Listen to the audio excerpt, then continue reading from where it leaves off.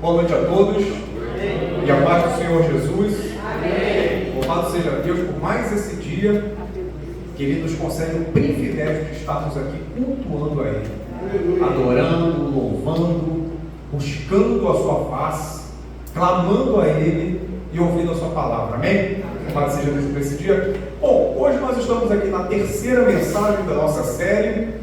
O tema da nossa série é Pilares de uma Vida Vitoriosa. O primeiro tema foi determinação, o segundo foi superação, e hoje nós estamos no terceiro, é visão. Amém? A palavra de Deus nos diz em Mateus 6, 22, diz assim: são os olhos a lâmpada do corpo. Se os teus olhos forem bons, todo o seu corpo será luminoso. 23. Se porém os teus olhos forem maus, todo o teu corpo estará em trevas. Portanto, caso a luz que em ti há sejam trevas, que grandes trevas serão. Louvado seja Deus pela sua palavra. Aqui Jesus está dizendo que os olhos, eles são a lâmpada do nosso corpo. Se os nossos olhos forem luz, todo o nosso corpo será luz. Mas se os nossos olhos forem trevas, grandes trevas serão. E é interessante que Jesus, ele curou muitos cegos. A Bíblia nos traz vários exemplos de homens cegos que foram curados. Eu creio que Jesus curou muitos e muitos outros que a Bíblia nem relata. E eu creio que nesses 2000 anos, muitos cegos têm sido curados. E louvado seja Deus pelo seu poder, pelos seus milagres, pelo cuidado que o Senhor tem com os seus filhos. Mas eu entendo que a grande cegueira que Jesus veio curar é a cegueira espiritual.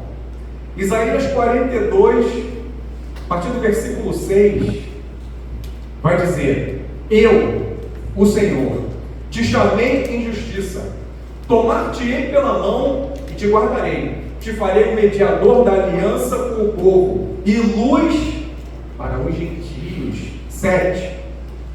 Para abrir-lhes os olhos aos cegos, para tirar da prisão o cativo e do cárcere os que jazem em trevas. Jesus, lá em Isaías, já tinha sido profetizado como alguém que seria luz. Luz para quem? Para os gentios, não só para os judeus. Jesus seria luz para todos, para quebrar grilhões, para tirar das prisões, para nos tirar do cárcere, nos tirar das trevas. Amém? Jesus é a luz do mundo. E se você está aqui essa noite, se você já aceitou Jesus como Senhor e Salvador na sua vida, eu creio que Ele é a luz. Você já conhece a luz. A luz já se manifestou a você. Pela graça e misericórdia de Deus, você já viu a luz que veio para os gentios. Glória a Deus por isso. Mas entenda, quando Jesus vai dizer que os nossos olhos têm que ser luz, para que todo o nosso corpo seja luz, Ele está indo além. Porque Ele está dizendo que isso é uma coisa constante. A luz, ela se manifestou e nós a recebemos. Mas os nossos olhos, eles têm que estar atentos, têm que estar abertos para nós focarmos nessa luz. Para quê? Para que todo o nosso corpo seja luz. É claro que isso é um contexto espiritual. Porque a nossa vida espiritual, ela depende dos nossos olhos. Aí você vai dizer, como assim, é claro? A minha vida espiritual depende dos meus olhos, os meus olhos estão funcionando bem. Eu uso óculos, mas eles funcionam bem. É claro que quando a Bíblia fala dessa visão, é a nossa perspectiva. É como nós vemos o mundo, como nós entendemos a Deus, a nós mesmos, as tribulações, tudo o que acontece. A Bíblia diz que o homem natural, ele entende de quê? Só das coisas naturais. Mas o homem espiritual, ele entende de quê? De tudo. Ele entende tanto das coisas naturais, como das coisas espirituais. E por ter essa falta de visão, que Jesus diz que todo o nosso corpo é treva, trevas, às vezes isso acontece com a nossa vida espiritual. Quando a gente não tem a visão focada, a nossa atenção não está focada no Senhor, a nossa vida espiritual ela vai se tornando em trevas. A gente vai se desfalecendo, a gente vai se desanimando, espiritualmente a gente vai ficando morno e a gente pode até morrer. 2 Coríntios, capítulo 4, a partir do verso 16, olha o que diz a palavra de Deus. Por isso, não desanimamos. Pelo contrário, mesmo que o nosso homem exterior se corrompa, contudo, o nosso homem interior se renova de dia em dia. Detalhe, volta lá, pai, volta por favor. Ele vai dizer, mesmo que o nosso homem exterior se corrompa. Esse se corromper não está falando de pecado. Quando a gente pega o texto está falando sobre tribulação, sobre sofrimento. Então ele está dizendo o seguinte, mesmo que o nosso corpo exterior seja corrompido, seja amassado, seja destruído, o nosso interior ele faz o quê? Ele se renova dia após dia. Prossiga, por favor, 17. Porque a nossa leve e momentânea tribulação produz para nós eterno peso de glória, acima de toda comparação. Comparando o que Deus tem para nós na glória, não dá para comparar com nenhuma tribulação. Aí olha o versículo 18. Não atentando nós nas coisas que se veem, mas nas que não veem. Porque as coisas que se veem são temporais, e as que se não veem são eternas. No 16 ele diz o quê? Não desfaleçamos. Mesmo que a gente seja destruído, mesmo que a gente seja amassado, mesmo que tudo dê errado, o nosso homem interior ele se renova como? Dia após dia. O nosso homem interior ele se renova. Mas o que a gente tem que fazer? A gente tem que se atentar nas coisas, não nas coisas que se veem, mas nas coisas que não se veem. Antes da gente conhecer Jesus, nós éramos como homens naturais. A gente só vê o que está diante dos nossos olhos. Mas a partir do momento que a luz do mundo se manifesta, a gente passa a ver as coisas que não se veem. A Bíblia coloca isso como sendo uma forma de não se desfalecer. Como que não se desfalece? Focando nas coisas que não se veem. E é interessante porque é só uma questão de fé. Hebreus 11:1 vai dizer o quê? Que a fé, a segunda parte do versículo vai dizer o quê? Que é a convicção das coisas que não se veem. É a prova das coisas que não se vê. Então o que é fé? É você ver o que não se vê naturalmente. Amém? Amém. E é interessante quando a gente fala de fé, porque a salvação ela vem para nós mediante a fé. A graça de Deus, a gente recebe a graça mediante a fé em Cristo. Então, pela fé, a gente entra na salvação. A gente entra no reino. Mas a realidade é que um ponto às vezes é desprezado, é que para a gente se manter, a gente precisa de fé. Pela fé a gente recebe a salvação, mas para a gente permanecer firme, a gente continua nessa fé. A Bíblia vai dizer, Romanos 1,17, que a justiça de Deus, ela se revela 1,17. A justiça de Deus se revela no Evangelho, de fé em fé. Você não precisa ter uma fé aí e acabou. A justiça de Deus ela se manifesta de fé em fé. Aqui Paulo está fazendo uma referência ao texto de Abacuque. Abacuque 2,4, que vai dizer o quê? Que o justo viverá pela fé. Você é justificado em Deus, não pelo seu merecimento, mas Deus justifica você mediante a fé. Você vive pela fé. Não é aceitar Jesus uma vez e pronto. Vou à igreja, levo minha vidinha aqui empurrando com a barriga e está tudo certo. Não. Se a salvação de Deus está sobre a sua vida, ela se manifesta como? De fé em fé. É uma coisa constante. E isso nos leva a não se desanimar. Mesmo que esteja tudo desabando, você permanece firme. Porque a sua atenção está onde? no que não se vê. E isso é visão espiritual, é visão de fé. Esse é o projeto de Deus para as nossas vidas. Que a gente viva pela fé. Aí talvez você pense, poxa, Eduardo, mas às vezes eu me desanimo, às vezes eu fraquejo, às vezes eu duvido. E isso é até natural, porque não é automático. Você receber a fé, você crer para estar sempre bem, sempre firme, para ser constante, não é uma coisa automática. Isso é uma coisa que você vai trabalhando de fé em fé. Você vai sendo transformado à medida que você se aproxima de Deus. À medida que você tem experiências, que você tem intimidade com Ele, então você vai chegando nesse ponto de conseguir focar no que não se vê, para permanecer firme e se renovar dia após dia. O problema é que às vezes a gente não se alimenta da palavra, porque a Bíblia diz que a fé vem pelo ouvir, a fé vem pela pregação do quê? Da palavra de Deus. E às vezes a gente não dedica tempo, a gente não dedica o nosso coração a buscar as coisas de Deus, a buscar a palavra, a receber uma mensagem que é dada. Às vezes a gente está aqui e o nosso coração está lá fora, está pensando em várias coisas, várias distrações, vários problemas, e a gente não foca em receber algo de Deus.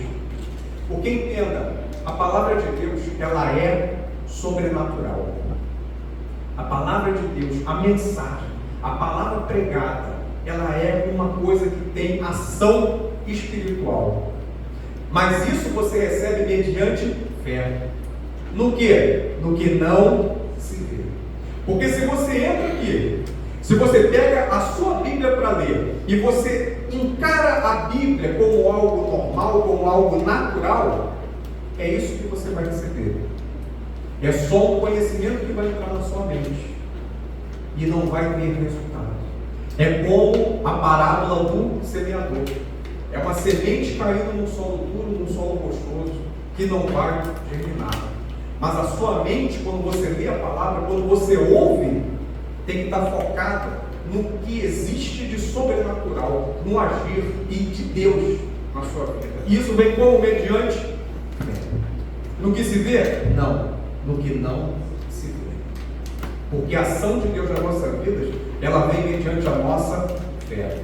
E eu digo para você que você vai chegar até onde a sua vista alcança. Ué, como assim, Eduardo? Você vai crescer no mundo espiritual à medida que você crê.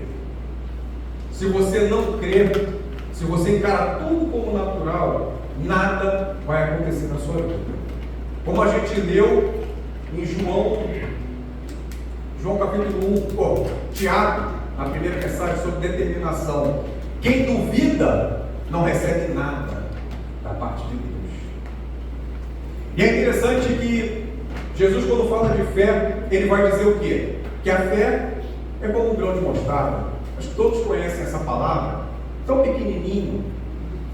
Mas aí eu fico pensando, será que não tinha uma coisa menor para Jesus comparar com a fé? Ele poderia dizer que a fé é como um grãozinho de areia, como um grãozinho de poeira. Mas ele usou o grão de mostarda. Sabe por quê? Porque o grão de mostarda ele é pequeno, mas ele cresce. Se você pegar, se você plantar, se você cuidar dele, se você regar, se ele tiver em terra fértil, ele faz o quê? Ele cresce. E a nossa fé é da mesma forma. A fé é uma coisa que tem que ser trabalhada, ela tem que ser regada. E a fé, ela é para ser exercida. Ela não é para ser uma coisa teórica. A fé é uma coisa prática. Porque entenda que o poder de Deus ele está sobre a sua vida. O agir do Espírito Santo ele está sobre a sua vida. Ele cuida de você. Mas você precisa de quê? De fé. E às vezes a gente faz como Pedro. Pedro, quando ele vai caminhar sobre as águas, ele está perto ou está longe de Jesus? Ele está perto, relativamente perto, porque ele está vendo. E ele anda, olhando para quem? Para Jesus. Quando ele começa a olhar para o vento, o que acontece? Ele afunda. mas ele está perto.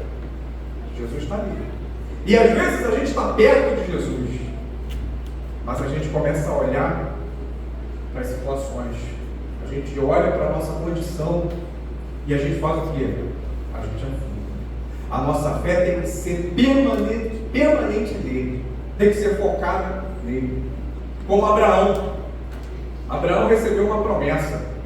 Levou anos e anos para receber. Mas a Bíblia diz que ele se manteve firme fazendo o quê? Dando glória a Deus. Ele continuou cultuando a Deus. A Bíblia diz que ele não atentou para o seu corpo que já era velho, já era amortecido.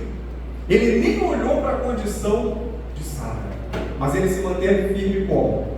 Dando glória a Deus.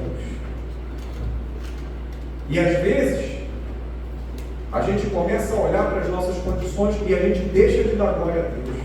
A gente deixa de cultuar. E o nosso coração vai como? Vai se enfraquecendo, vai se esfriando. E a gente vai desfalecendo.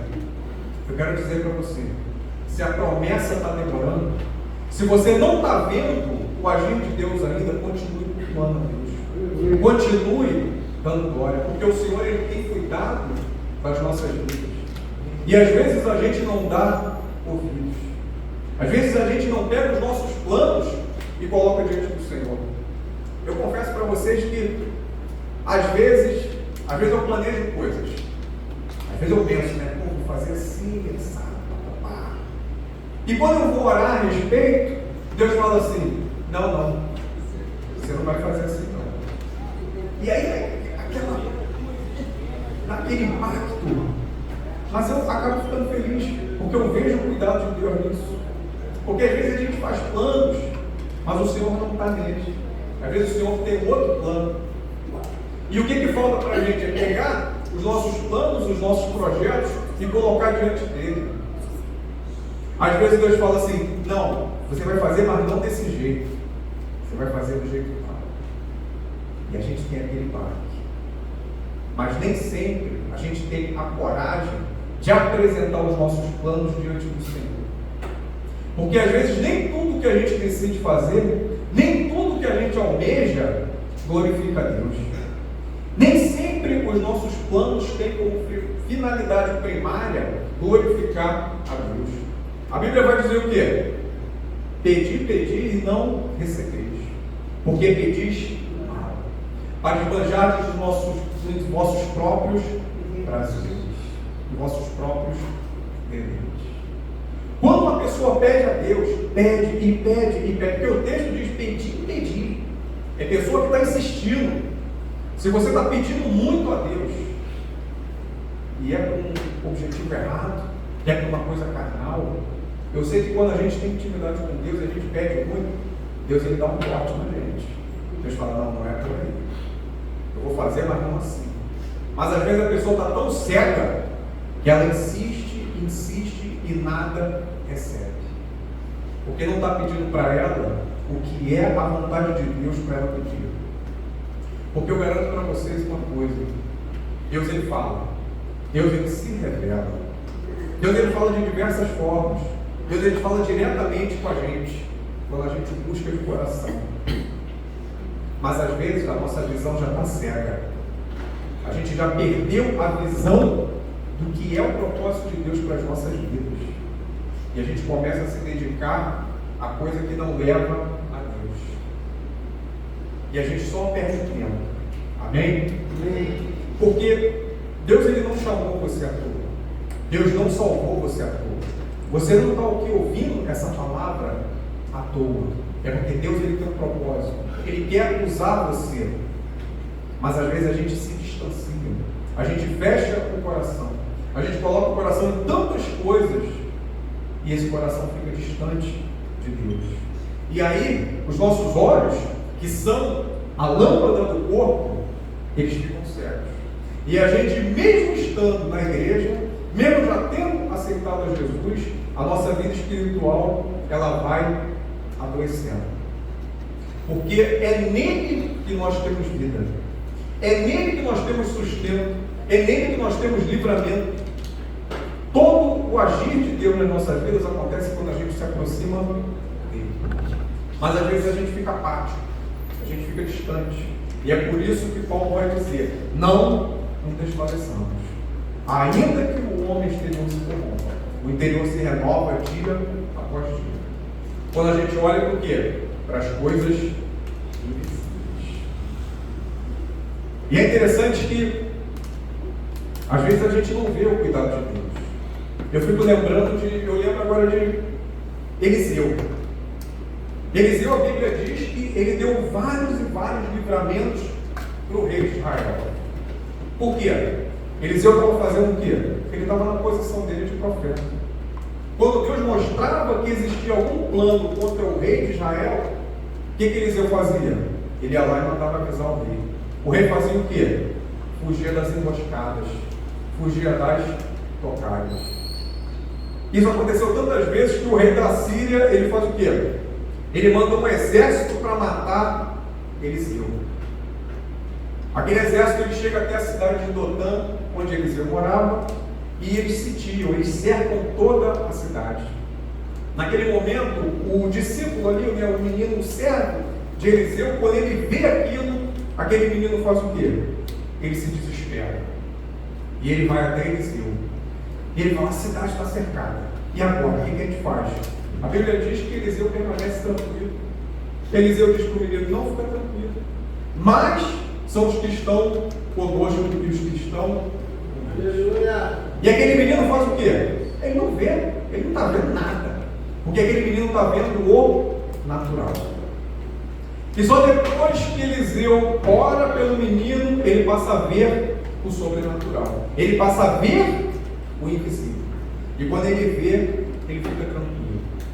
E eu quero dizer para você que Deus ele tem cuidado da sua vida. Talvez você agora esteja vendo o exército. Talvez você se sinta cercado pelas tribulações, pelas dificuldades, pelos seus problemas. Mas saiba que existe um exército de anjos protegendo a sua vida. Aí talvez você pense: poxa, Eduardo, mas eu não tenho nenhum Eliseu para orar por mim para eu ver. Eu queria ver. Amém. Isso é bom que você queira. Mas entenda que o mesmo Deus de Eliseu, o mesmo Deus que colocou aquele exército de anjos, o mesmo Deus que deu a visão para aquele menino, ele é o seu Deus. O Espírito dele está dentro de você. Basta você clamar, crendo, e Deus ele pode te mostrar. É só deixar de olhar para a situação. Deixe de olhar para a sua condição. Faça como Abraão. Não olhe para você, mas olhe para o que Deus pode fazer. E grave isso no seu coração. A sua vida espiritual, ela vai até onde a sua vista alcança. Se você crê que Deus pode fazer coisas grandes, Ele vai fazer coisas grandes na sua vida. Mas se você crê que Ele só pode fazer coisas pequenas, Ele vai fazer coisas pequenas. Não que Ele não possa fazer mais, mas é porque você limita o poder de Deus na sua vida. Entenda que isso me lembra também Elias. Elias, ele fica ali sendo sustentado por Deus no ribeiro de Querite. Até que chega um momento que Deus fala assim para ele: olha, vai para Sarepta. E Sarepta era uma cidade ali dos filisteus, era dos inimigos. Ele fala: vai para lá. Eu ordenei uma mulher que te sustente. A Bíblia diz que Elias vai para lá. E é interessante que esse ponto ordenei, a palavra de Deus é tremenda. Eu ouvindo isso, se eu fosse Elias, eu ia achar que, bom, ele já ordenou, eu vou chegar lá, ela já sabe de tudo, eu só preciso chegar lá. Mas não, o texto diz que chega lá, aquela mulher não sabia de nada. Aquela mulher estava passando fome. Como é que ela ia sustentar? Mas ele simplesmente crê, e ele vai. E quando ele chega lá, ele não se desanima. Mas quando ele chega lá, ele profetiza. Ele fala assim: não, tem pouco comida, não tem problema não, faz para mim primeiro, depois você faz para você. E é interessante que a mulher crê, e ela faz da forma como ele a orientou. E é interessante que Deus disse: eu ordenei. Chegou lá, o que estava pronto? Tem situações que você tem que crer. Tem situações que Deus vai te dar o livramento que Ele vai dizer. Tem situações que Ele vai te dar a estratégia. Mas chegando lá, não vai ter nada pronto. Você vai ter que cavar. Você vai ter que buscar. Você vai ter que jejuar. Você vai ter que fazer a sua parte. A Bíblia diz que não faltou nada. E é interessante que Deus, Ele usou uma pessoa que não o conhecia. Deus não se limita a usar apenas os crentes. Deus vai usar pessoas que não o conhecem. Deus vai usar pessoas e elas não vão saber que estão sendo usadas para abençoar a sua vida, para te ajudar. Às vezes a sua prosperidade vai vir através de outra pessoa que nem conhece a Deus. Mas você só percebe isso se os teus olhos estiverem focados em quê? Nas coisas que não se veem. Porque senão Deus vai fazer, e você pode até achar que é uma coisa natural, foi uma coincidência, foi um acaso. Não. Deus, Ele cuida da sua vida. Reconheça o Senhor aonde? Em todos os seus caminhos. Saiba que Deus cuida de você 24 horas por dia. A Bíblia diz que Ele não dorme, Ele nem cochila. A Bíblia diz que a Bíblia diz que é inútil você acordar cedo, trabalhar muito e fazer acontecer. Porque aos seus amados Deus dá o quê? Enquanto dorme. Mas isso depende do quê? Que você creia, que você veja. E às vezes a gente olha para si mesmo e a gente não acredita que Deus vai fazer. Às vezes a gente acredita que Deus vai fazer na vida de fulano, de ciclano, e a gente olha e não se vê nada. Como os espias. O que Deus disse? Eu vou dar toda essa terra para vocês. Quando eles chegaram lá, o que eles viram? A terra tem gigantes. Os gigantes moram em cidades fortificadas. As cidades fortificadas ficam em colinas. Não dá para a gente. Nós somos como gafanhotos. Passa aquela geração, o que Deus faz? Derruba as muralhas de Jericó. A única limitação do agente de Deus é a sua incredulidade. É hora de você tomar uma posição. Parar de murmurar, parar de olhar para os seus problemas e entender que você serve a um Deus grande. E esse Deus, Ele trabalha dentro de você. Ele fala dentro de você. Mas a gente tem que fazer o quê? Buscar. A gente tem que se santificar. Quando Josué lidera o povo para que ele vá entrar ali em Canaã, ele chega diante do Jordão. E o que ele teve? O que Josué disse para o povo? Vamos se santificar, porque grandes coisas fará o Senhor. O texto não diz que ele sabia o que seria feito, mas ele cria que se ele se santificasse, o Senhor faria grandes coisas. E eu quero dizer para você, às vezes o que está faltando é isso, é você se santificar. Às vezes o que está faltando é você começar a deixar de lado o que te atrapalha de fazer a vontade do Senhor.